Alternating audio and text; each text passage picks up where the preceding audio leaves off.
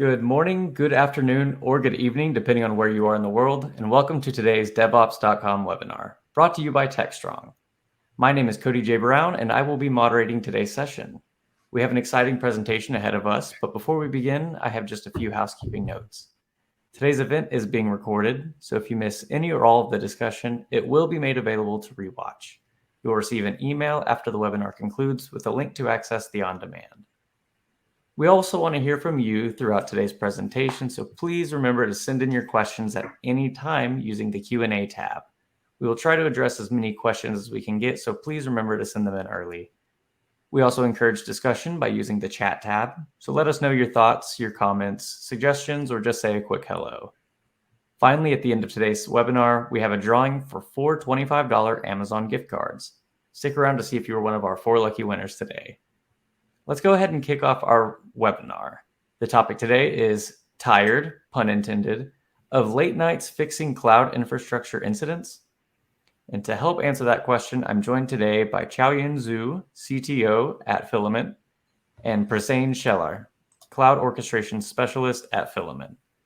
Xiaoyun and Prasein, thank you so much for being here with us today, and the floor is yours. Pleasure to be here. Let Prasein start. Sure. Hello and welcome, everyone. First of all, I'd like to thank all of you for being a part of this webinar. My name is Prasein Shelar, and I work as the Director of Product Management at Filament. I do anything and everything related to the product, but still wear multiple hats, Filament being a fast-growing startup. But I'm mainly responsible for finding the right value use cases for SREs, DevOps, cloud engineers, or you can say all the firefighting personas who are responsible for maintaining reliability and availability of your cloud infrastructure. And I have Xiaoyun Zhu here with me, who's the CTO and co-founder of Filament. Xiaoyun, would you like to add a couple of lines before we get started? Yeah, really glad to be here. I'm one of the co-founders of Filament and started the company about 2.5 years ago. And I've actually been in the Valley for about 20 years now, working at various different companies, started from larger companies like HP and VMware, and also worked at an earlier startup called Hyperpilot that's more in the container management space and looking at ML-based analysis engines. At VMware, I worked on products like DRS, SDRS, and DPM that's looking at resource management for clusters and virtual machines. And I believe there are some housekeeping items that Cody might want to go over. Yeah, I think you already went over some of those. But yeah, feel free to ask your questions in the Q&A text box, and you will all receive a recording and slides, so don't worry. Thanks, Xiaoyun. Hey guys, we're really excited to be here today, and I'm sure from the title you all would have figured out the content of today's webinar. We've all seen on-call responders, firefighting incidents middle of the night, and today we will share some of the insights we've collected from a bunch of cloud professionals dealing with the incident response processes manually, and how it could be automated to reduce a late night incident response fatigue, and also to resolve the infrastructure problems in a much more comprehensive and streamlined manner. Before we begin, I'd like to give you all a quick sneak peek at the agenda of today's webinar. We've divided the session in 3 major sections. The first section, we will talk about the problems, like why incident response is so troublesome, or maintaining the reliability of your cloud infra so hard, which is also aptly covered by our title. In the next section, we will talk about, once you enable automation, we will surface the use cases, which is actually the core part of our presentation. Also includes a demo of an end-to-end simulated incident response scenario. And the last section would be Q&A. So feel free to drop in your questions and do not hesitate to state your mind, whatever you feel is relevant to the topic. With that, I promise to not bore you anymore with the logistics. So let's get started. First, let's try and look at the problem. This scenario happens all too often. An alert comes in middle of the night. It becomes a critical incident. It's maybe an outage scenario, or maybe you're facing downtime due to critical latency issue, or maybe an alert that might become a major incident, and you have to respond. Could be a CPU issue, memory issue, anything.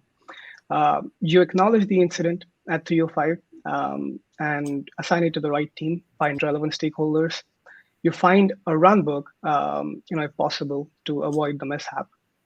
Then at 5, you try and collect more information. You enrich the alert, collect logs, find all the relevant context, add it to the ticket. And by this time, you've used more than 4 tools or 4 products: ticketing, messaging, monitoring, cloud provider services for remediation. And by the time you figured out the root cause and it's already late, but you still implement the fix and the service is still down. Now at 9 a.m., the entire team is involved and there is panic all around. Just thinking about the pressure here and the processes you have to follow kind of makes me dizzy, to be honest. It is a problem, isn't it? Now that we've made it quite clear that SRE life ain't that easy, and again, this doesn't just include the SREs, because the on-call responders or firefighters will change based on the company size. When the company is small or a medium size, when it's not even a full-blown enterprise, the personas dealing with these challenges will change. Whoever is responsible for maintaining reliability and availability of your cloud infra. So it could be DevOps, SREs, cloud engineers, cloud architects. You never know. So what are the challenges? We're saying that it's not easy. So what are the actual challenges that we see when you deal with it? We've talked to a bunch of professionals and we found out that it is not easy. And when the company size grows, the alerts will grow in number and also the type. Your firefighting will take a lot of your bandwidth. And to be honest, many of these alerts are not even false positives, or could be false positives. And you still have to deal with them because you cannot prioritize the best options to implement. Of course, the lack of SREs, skilled SREs will hit you. And indirectly, this is going to affect the processes of your incident response, or cloud infrastructure maintenance becomes chaotic. And at times, the symptoms could be drastic. But most importantly, the sanity of your team is going to be affected, and you cannot make the right decisions to keep a healthy cloud environment.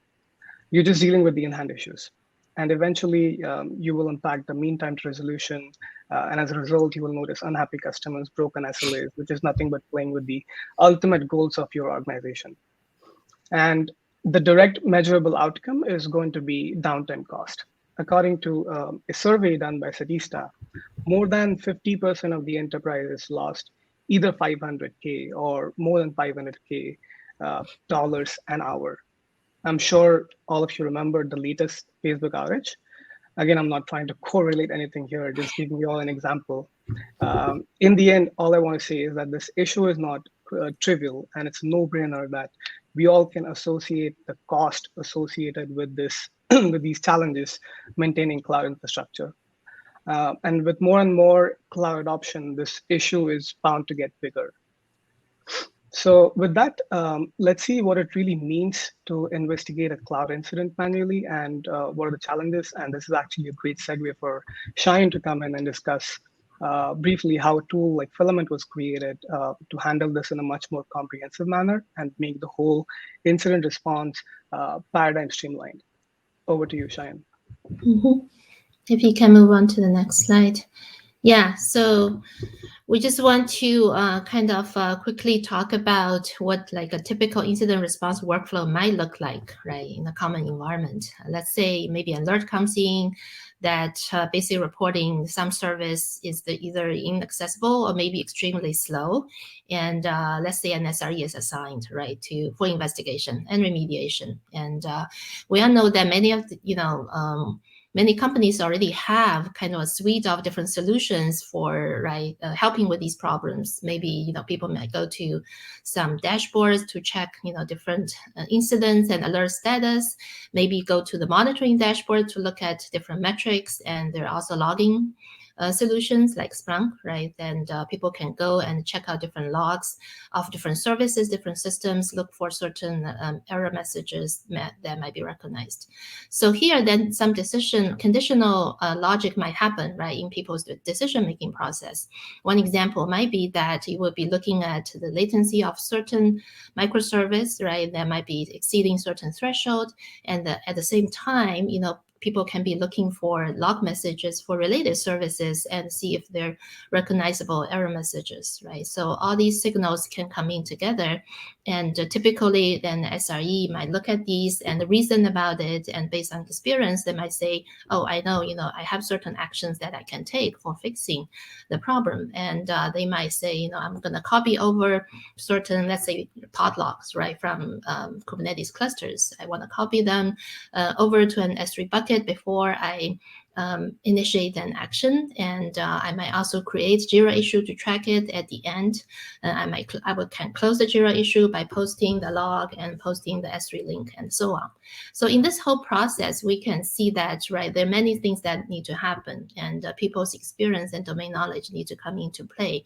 And many of the steps in this process can be manual, and some of them may be partially automated with scripts and right, like COIs that people have used. And the degree of automation overall may not be very high, and it could be below 50% because there's still many manual steps that are involved. Can you move to the next slide? So yeah, so with that kind of background, we want to talk about how Filament may offer a slightly different kind of experience, right? So if we still look at the similar process, we'll still have these monitoring solutions such as Instana, right, that can offer many different metrics for related services and resources, that those can be pulled into Filament, because Filament offers integration with a variety of monitoring solutions. It also offers integration with like logging solutions like Splunk. So the logs and the metrics can be pulled into the Filament workflow automatically. Then we also have a conditional logic, right, that can evaluate many different metrics and many different stats together in a conditional logic that lead to certain decisions.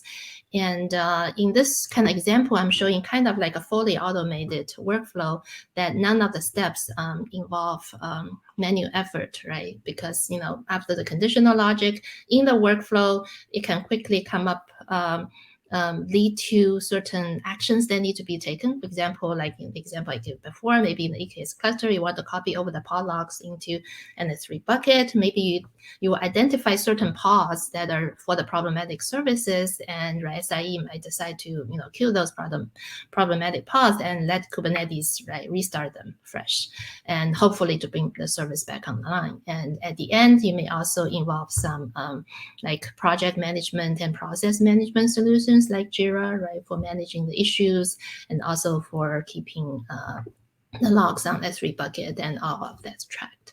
So this is an example of like a fully automated workflow that can be built on Filament and executed on the Filament. And after that, people can come back and revisit and analyze what happened. Next slide, please. So even though I talk about full automation, we know that a lot of these problems, the operators and SREs, right, cloud engineers do still want to be involved because they're critical decision-making process that people still want to be involved and maybe analyze whatever data has been collected in the workflow so far and look at the recommendation from that workflow. And people can still come in and say, do I approve this or not to go forward and continue to carry out the actions that can be done, right, in order to remediate. So this is kind of the human box that we injected into middle of the workflow. We have like in Filament, we offer actions like approval through Slack kind of actions. So Slack message, we'll show that in the demo. The Slack message can be sent to get the person to evaluate this and make decisions on continuing or not continuing. And so this obviously is not a fully automated workflow, but more of a hybrid. But most of the heavy lifting, right, we want to do that with Filament, and so that we automate the majority of the kind of the tedious tasks and only let the human, like the SREs, make the critical decisions. And with this, I think I'm going to hand back over to Prasin because, I kind of introduced the overall framework. Then Prasin can take you through a few concrete use cases of how these kind of workflows can be realized in different scenarios. Prasin? Thanks, Shane. That was great.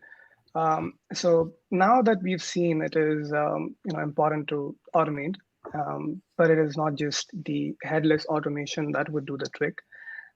It is a combination of 4 important pillars, which Shine was talking about. And to basically bring processes, people, products together. You need collaboration, basically to deal with people and to collaborate amongst your team members. You need automation to automate things at machine speed. You need orchestration capabilities to work with different products. You don't have to switch your screen from one product to another and waste time there. And the last but not the least is remediation. So you have to remediate, right? You need all the actions that you usually do manually in the form of automation.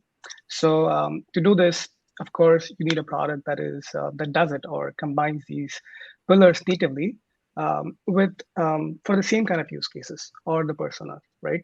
So let's see this in action now. We will cover 3 use cases where Filament could be used. And the first one, starting with incident response automation. In this example, an outage has been reported by AWS Health Dashboard. Your EC2 instance is failing because there's an EC2 API issue reported by AWS in a certain region. And you've deployed your Jenkins instance on that EC2, which is failing as a result. Now, the challenges you see here is if you were to do this manually, would be you have chances of facing downtime because the lack of time you spend investigating the impact.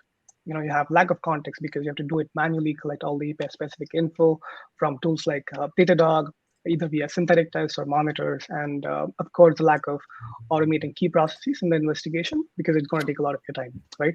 So those are the challenges if you were to do this manually. Now let's take a look how we can do this automatically with Filament. So with this next infographic, you will see that the whole workflow can be automated for a certain type of alert. And in this case, it's the outage alert. And again, this is not a headless ad hoc script that is used in the automation, but it's a comprehensive playbook approach that combines people, processes, and products. So firstly, you integrate with AWS Health Dashboard. Filament has that integration. So an alert will be ingested. And because Filament has the parsing capabilities, right? Again, this is coming from AWS Health Dashboard. There's an EC2 API issue, the error code and everything. Because Filament has the parsing capabilities, the relevant data will be parsed and added to a ticket, which is basically the default case that you need. So your instance ID, region, error code will be parsed and added to a case in Filament. Now this case, the stars becomes a single P&L class to investigate. And all of this happens automatically. As soon as the alert comes in, the case will be created. You will parse the information. You will have all the necessary details in there. Then the next step from here will be that the workflow will call relevant Datadog actions to get more information on the alert. So this is the enrichment piece. Now you need to know whether this is a false positive or not, whether your instance failing is actually affecting the service or not. And you need to dig a little bit deeper here and find out more info from Datadog. It could be the synthetic test, it could be the monitor. So you call all the actions automatically, find out the result, add it to the ticket. So your team knows that all that information is helpful for you to take the next level of decisions. And with that, you can also notify your team via Slack or email. All those messaging integrations are already there in Filament, and the workflow will fire these actions automatically.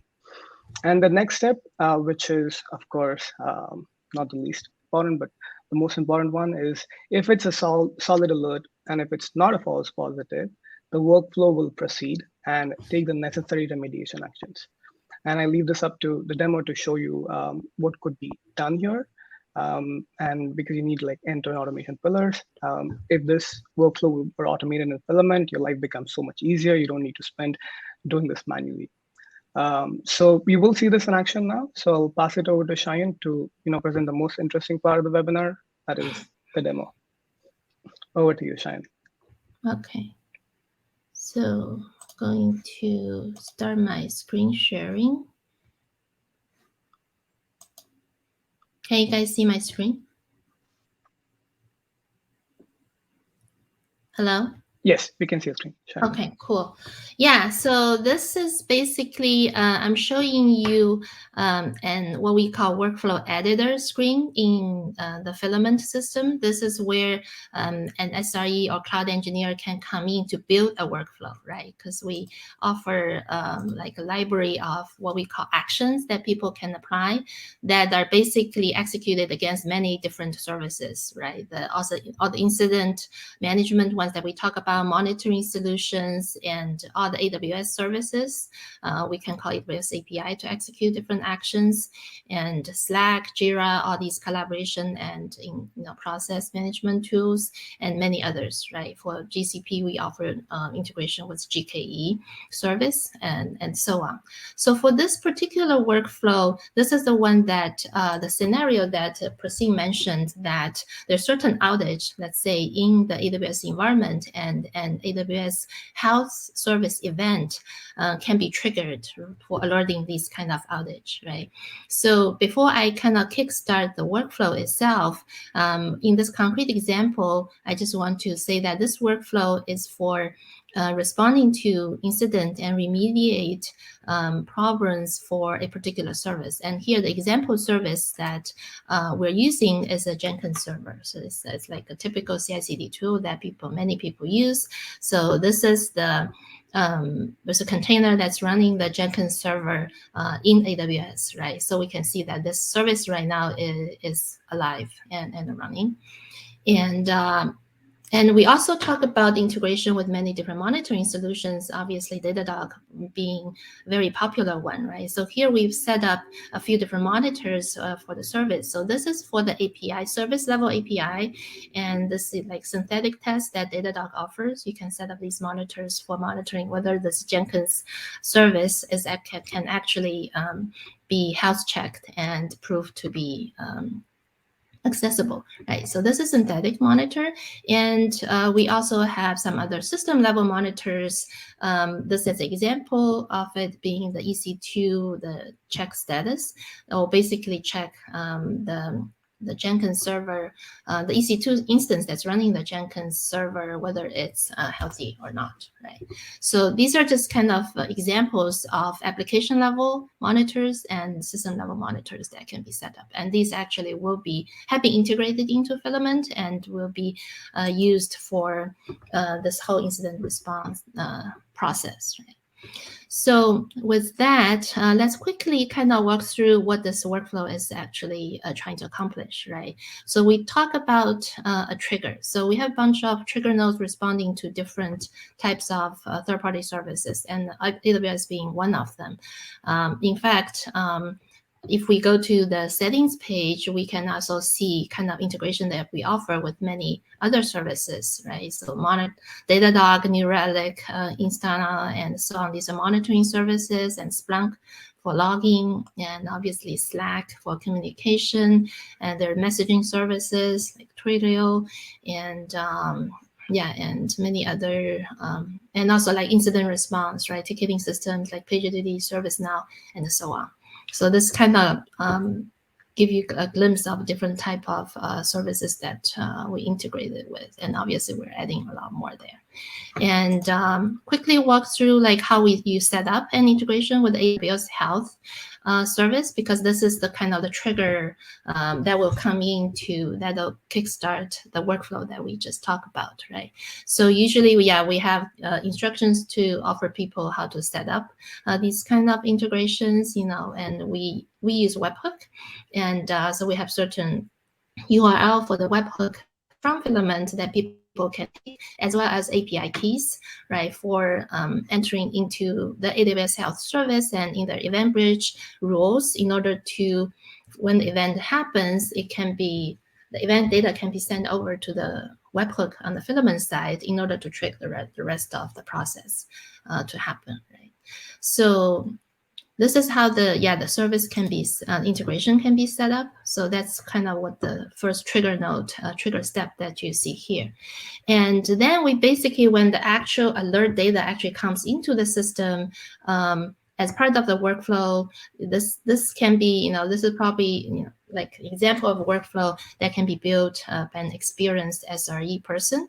And so they know what kind of data to look for in that alert data. So there's like, you can apply JSON pad to extract certain fields in the alert body. And you can also, right, go to the synthetic test that from Datadog that I just showed to see is the Jenkins service actually affected or not.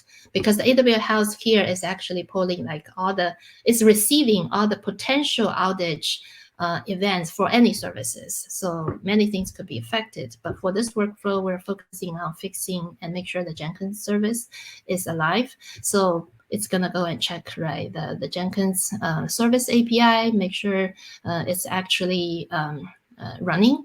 And obviously, if it's actually running and working well, then we basically send a Slack message to tell the team that, Jenkins service is not impacted, that maybe other services need to be checked. But if the conditional logic tells us that it is impacted, then again, we want to check some resource level status, right? So this is the monitoring, the EC2 level monitoring can come in, and we run certain query to check that monitor and to say whether the check passes or not. Is it passing or not passing? And then if it's not passing, then now it's time to kind of start the whole remediation process, right? So we start from creating a JIRA issue first. So user can obviously fill out the data for creating that JIRA issue. And we also send a Slack message, again, to the team channel. I'll show that later. And to say we received this, alert from AWS, and we run these checks, and we decide that we need to start repairing the service, right? So that's just provide some information. Then in the approval notice, actually an approval message will be sent to the relevant Slack channel and asking the SRE person to take a look and to say, should I continue with the rest of the workflow or not, right? And then obviously the next several steps are all part of the remediation process, where we'll basically, take the original EC2 instance, we'll get a few attributes about it. Then we're going to take a snapshot, create a AMI image to be ready. And we have, steps that can actually wait for the resource to be ready, because we know that in AWS, typically taking a snapshot can take a couple of minutes, depending on the size of the image, right? And but then once that's ready, then we continue with applying the same attributes, right, to start some new instances, and depending on the number that user want to start with. So here, what we're going to take the AMI image that's created earlier, we're going to take the same instance type of the original instance and the key name, and also starting them in the same. I just pass them in the same security group and also the subnet. And so that, the same Jenkins service, once it's up and running, can still be picked up and serving the user.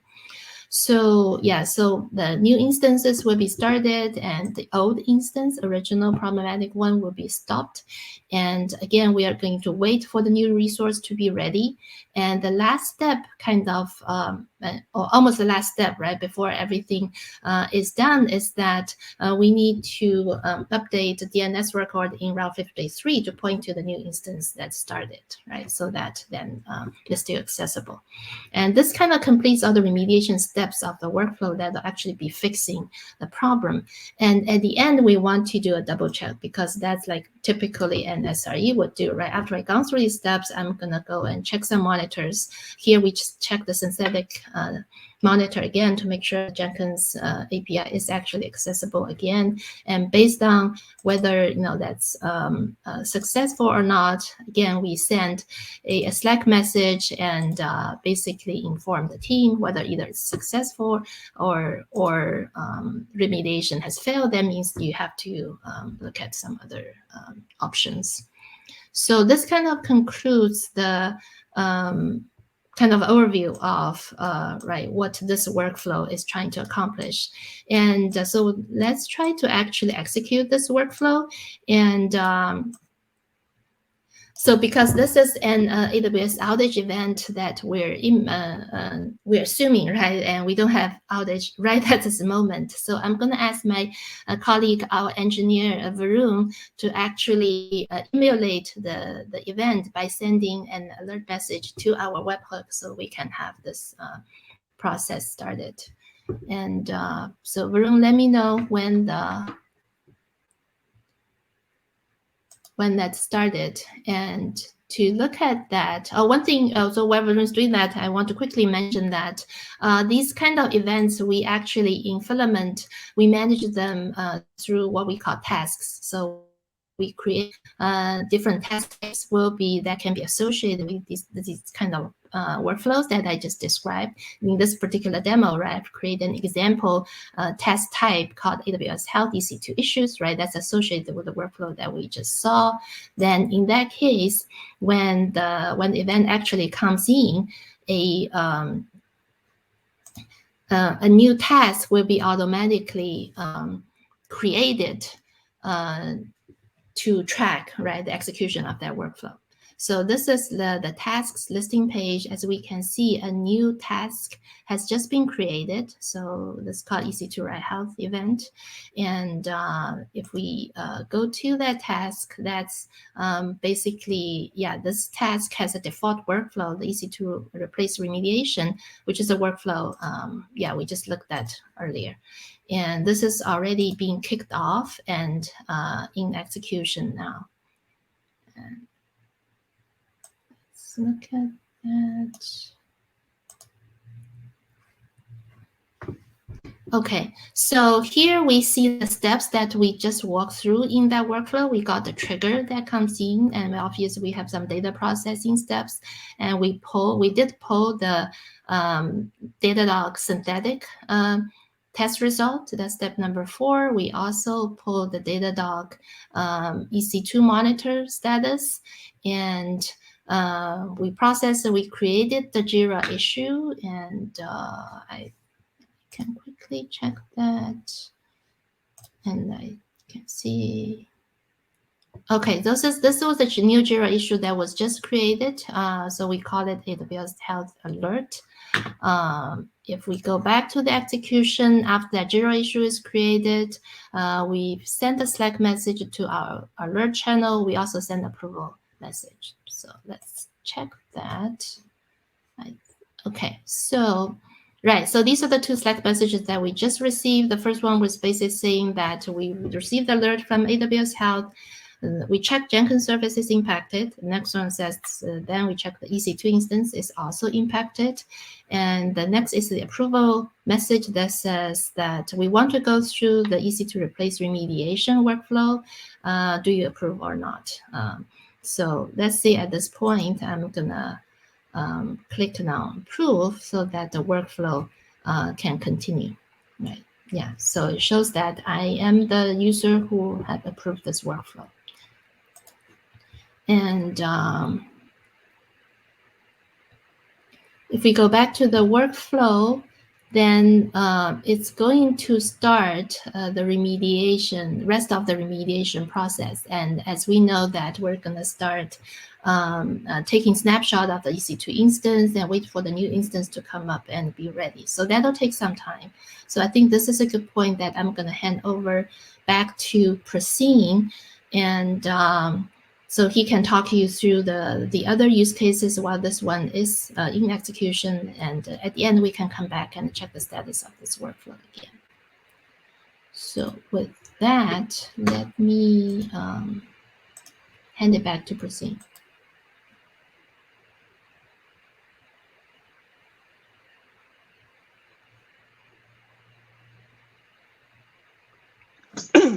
Thanks, Sharon. I'm sure that was interesting for everybody to see drag and drop automation tool and the workflow automated. And as I said earlier as well, right, that there are multiple pillars that you need. It's not just headless automation script that you implement with different tools.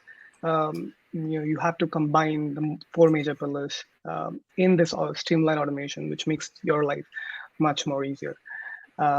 So with that, the next use case that we will talk about is cost management. With this example, we can see how automation can be applied to implement a better strategy for cost saving, effective cost saving on your resources. So it's not just the incident response where it can be applied, it can be also applied to other use cases where you need to do the same sort of actions, collaborate, automate, make sure that you're saving cost. So the cost management is the second use case, and in this one, you get to ingest, of course, your recommendations. So the scenario is simple. You have recommendations and you have to remediate. Those recommendations. You basically need to do cost saving, right? So first of all, you ingest these recommendations from trusted advisor. In our case, we've used AWS Trusted Advisor, but you can use pretty much any product that gives you these recommendations as long as the APIs exist. Filament can integrate with that tool and will get you these recommendations in the product. The next step is to, of course, parse the relevant information. And in this scenario, right, because we are looking at underutilized resources, and these are multiple types. First of all, and we'll show you what that really means, those multiple types. But you first get those recommendations, you parse that information, you create your case, whatever ticketing tool you use or messaging tool you use, you can even add that into loop and create a case from there. The second step would be to add human in the loop. I mean, you can have somebody look at the actions that you have taken in the workflow so far and verify that it is the right set of things that we need to do in order to remediate. So you can have human in the loop and add different conditional checks in between to make sure that you get the right approvals. So in our case, we've used Slack to do the approvals. Even Shine was showing you the Slack approval for the previous workflow. So we can do the same thing for this underutilized resource approval.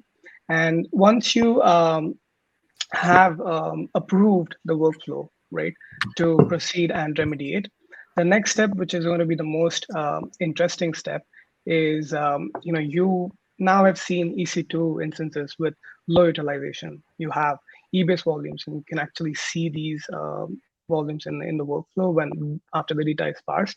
You have elastic IPs, which you can delete. You have idle RDS instances. So all these underutilized resources, which are coming from your recommendation, once it's parsed, once it's enriched, you can pretty much remediate them and do the magic. So we'll see this workflow as well. We won't demo, but we will show you how this was implemented in Filament and what are some of the things or nodes that were added in order to automate this entire process. And again, you can make this workflow as complex as possible. You can even add some enrichment actions in between. So as I was showing, right, first starts with a manual trigger. Again, the trigger can be automated. The workflow can also be scheduled. So let's say you want to stop or terminate all your underutilized resources every day or every month. You can schedule that on a period that you think is suitable. You're getting these recommendations from Trusted Advisor. You can look at the parameters, the category that is cost optimizing over here. From the output, you will find the resources or the recommendations which you need to remediate, of course.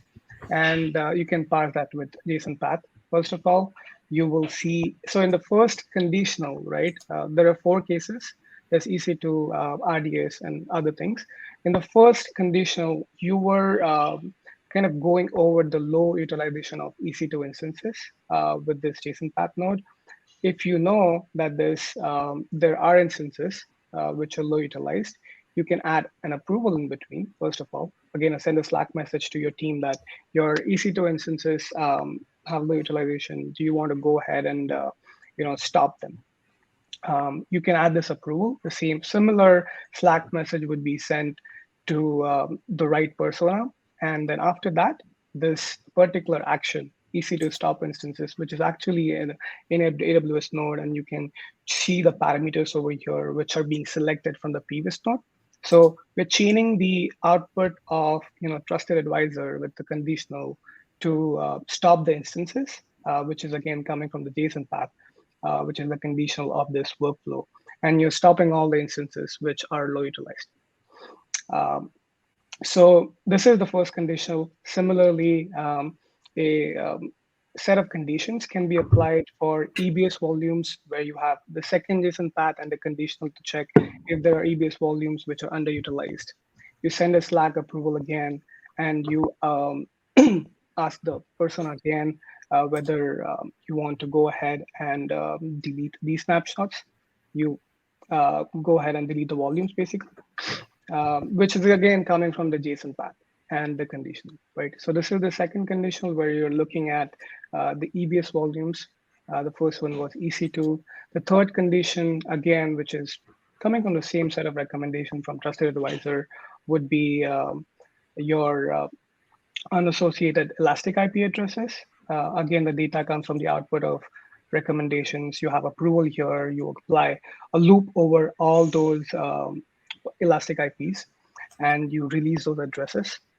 So again, this is the third condition, and similarly, we can do that for idle instances to stop those RD instances. So as we said, right, there is a bunch of nodes that you added and you chain them together, but it is the streamlining of this whole workflow that makes it powerful. And again, if you do this on a regular basis, that's where the value really comes from.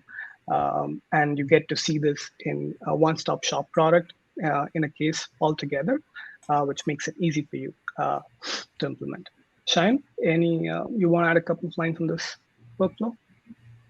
No, I think sounds good. You basically covered all the kind of essential points of the workflow and what it's trying to accomplish. Perfect.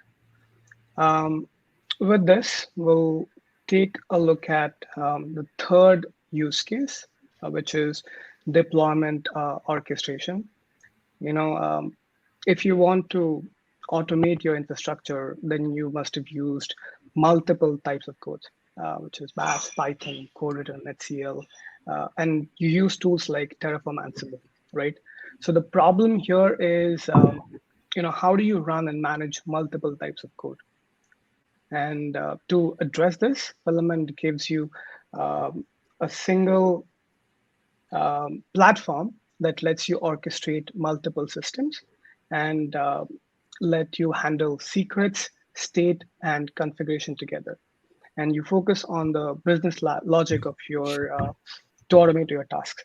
So this is deployment orchestration, just trying to hint towards CI/CD, not exactly that, but again, you can chain tools like Terraform and Ansible together and automate that process. So you can get rid of the challenges to combine these multiple types of codes.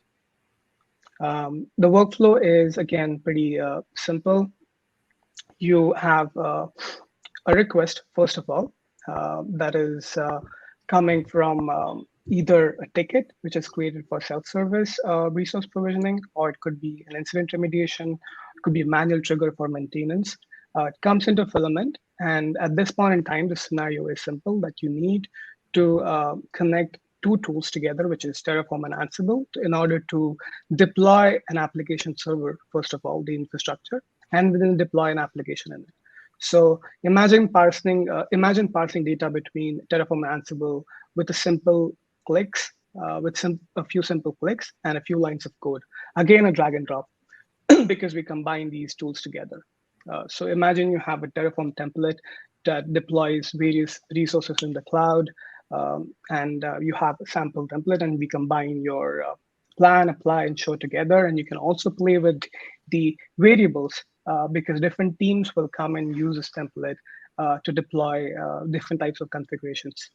And once this app server is deployed, how would you deploy your application in it, right? Many IC developers, they prefer Ansible playbooks to deploy deploy applications in it, right? So that inventory file, which Ansible needs, can actually be stored in SRE, and that is where the state transfer really happens from Terraform to Ansible. And this is all automated inside Filament. I'll also show you the workflow, how to do this. But yeah, so the state file is created in S3 first of all, and then later on, the same file can be used by Ansible, and which is automatically generated, of course. with the right values dynamically, and the infrastructure is created for you with Ansible. So it takes a file from Terraform. So this whole flow is to show you how two IAC tools can be combined, with a simple clicks, a few simple clicks, and the relative time that you spend in order to combine this two is reduced with automation, and that takes a lot of your manual burden from you. With that, I'll quickly show you this workflow in Filament, this Terraform Ansible workflow. Again, there's a manual trigger. The first workflow that Shine demoed was automated, where you have an where you have the alert coming from AWS Health Dashboard. This is manual. You can run this whenever you get you want to self-provision an instance or any infrastructure or any maintenance request that you have, right? So the manual trigger starts the workflow. You get to run this. The first step would be to update Cloudwares.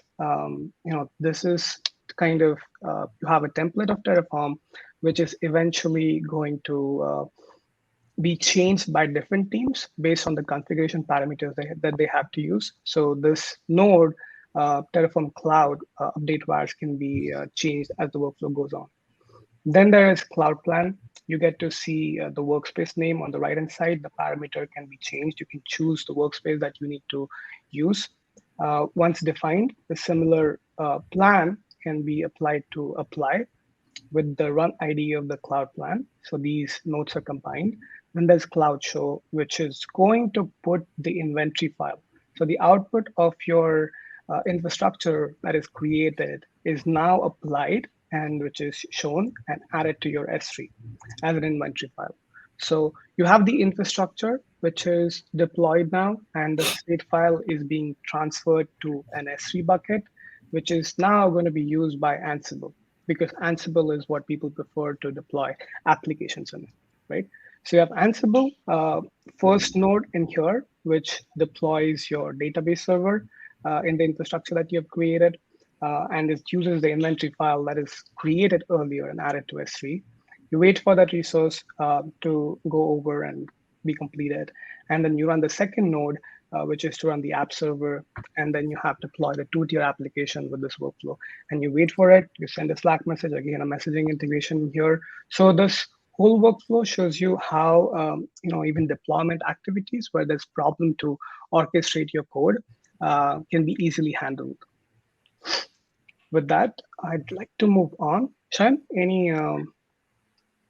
Yeah, so I want to quickly show the kind of the completion of the previous workflow as we promised, and just show the status. And so I'm just gonna quickly share my screen one more time. Hopefully you guys can see it.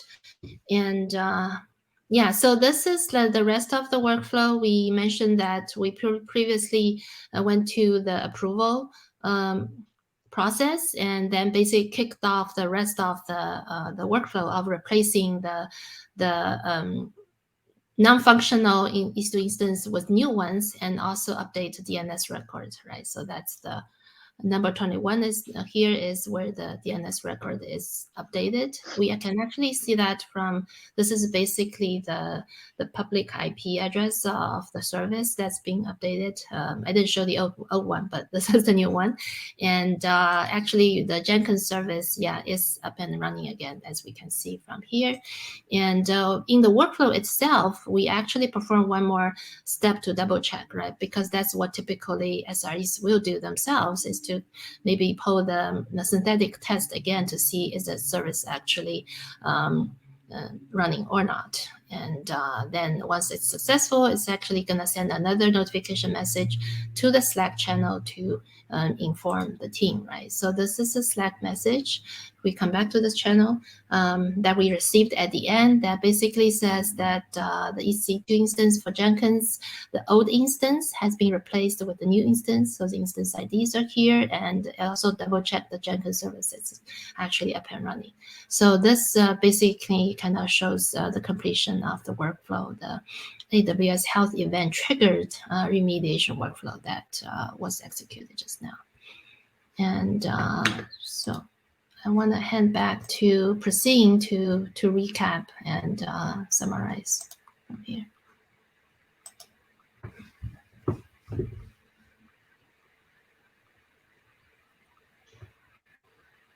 Perfect. Thanks, Cheyenne. So, of course, we don't like the thank you slide. So we've included a recap slide, so not to lose the attention. So we've covered different things, right? We started with the problem, why incident response is so important and why it's so troublesome at the same time. If you were to automate it, what are some of the things that you need to keep in mind? What are the pillars you need to keep in mind? I mean, these days people use ad hoc scripts, but it gets difficult to do that when the quantity grows and as the company size grows, right? And we of course know and talked about the SRE life and the firefighting life, which ain't that easy. We saw Filament that provides, a one-stop shop platform for you, which eventually has all the orchestration, automation, collaboration, and remediation capabilities. So that's what we wanted to cover in today's webinar. I hope you guys liked it. And with that, I'll hand it over to Cody for the Q&A section.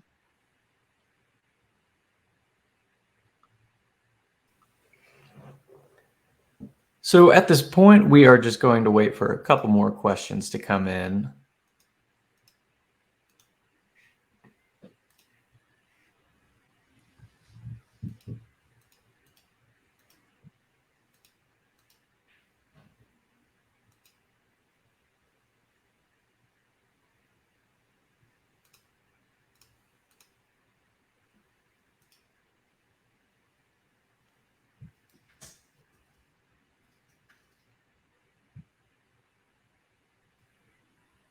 So here's one. How many integrations does Filament have, and what is the difference between Filament and a typical incident management platform? Sure, I'll take the first one. Shine, you can take the second. So right now in Filament, we have more than 40 integrations.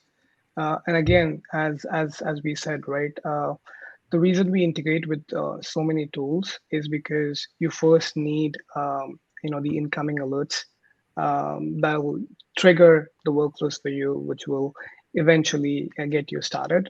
And then there's a bunch of enrichment actions or remediation actions, which are supported by integrations like Sumo Logic, Splunk, Datadog, Dynatrace kind of tools, right, where the enrichment really happens. And then, of course, remediation actions, which are provided by cloud providers.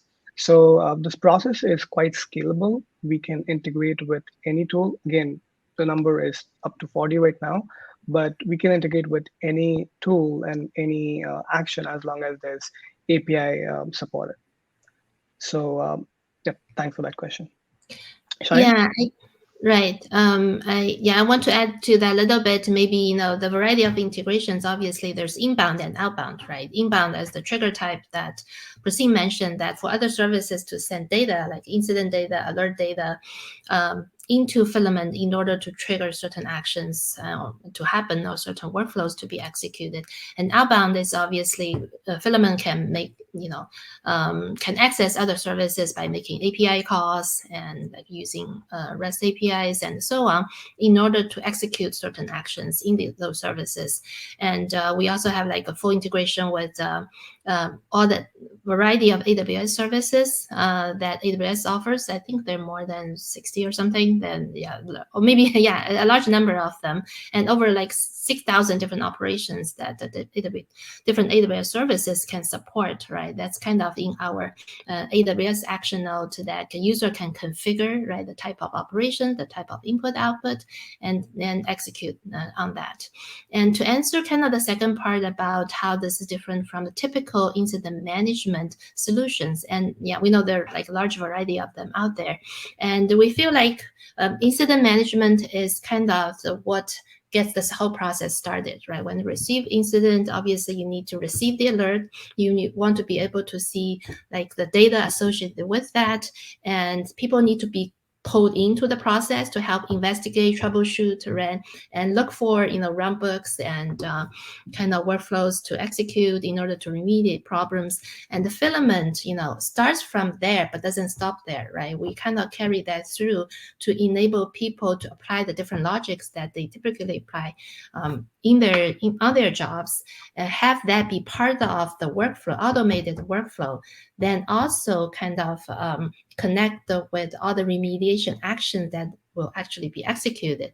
Let's say you apply certain action toward resources in AWS cloud, or maybe you're gonna create certain tickets in order to track things, and maybe you need to check other results from other solutions, pull the data into the system to help with the decision-making process, and at the end, obviously, actually execute those actions and share the results with the user to see whether they're successful or not. And if they failed, we also have all the debugging data that's associated with the different steps that people can check and troubleshoot from there. So hope that answers the question. Cody, I think you're on mute. Thank you. Here's another question. Which version of Jira is being used? Any other tool could be used in lieu of Jira? Sure. That's a good question. Yeah. Yeah. Rather than which version of Jira, we support the latest API version, of course, of Jira, because again, it comes down to the API actions that are being taken with Jira. So we support the latest one in there. And again, if we need backward compatibility, if there is with the Jira APIs, we can definitely look into that. Yes, any other tool can be used in lieu of Jira. We have other ticketing integrations as well. There is ServiceNow and PagerDuty as of now. But yes, any other incident management or ticketing tool that you need can be easily added to the product. As Shine mentioned, right? The architecture is scalable. It's just about adding the actions in the product, as long as there is that integration capability. Can we schedule workflow in Filament? Yeah, it's a good question. So yeah, I think we showed what the workflows look like. I kind of didn't mention at the time that there are several ways of executing the workflow, right? Either what we showed was kind of the triggered mode of external alert come into our system, we receive that, and in response to that, the workflow can be automatically executed. So that's the triggered mode. Workflows can also be scheduled, right, based on the need, because that's what a lot of people do.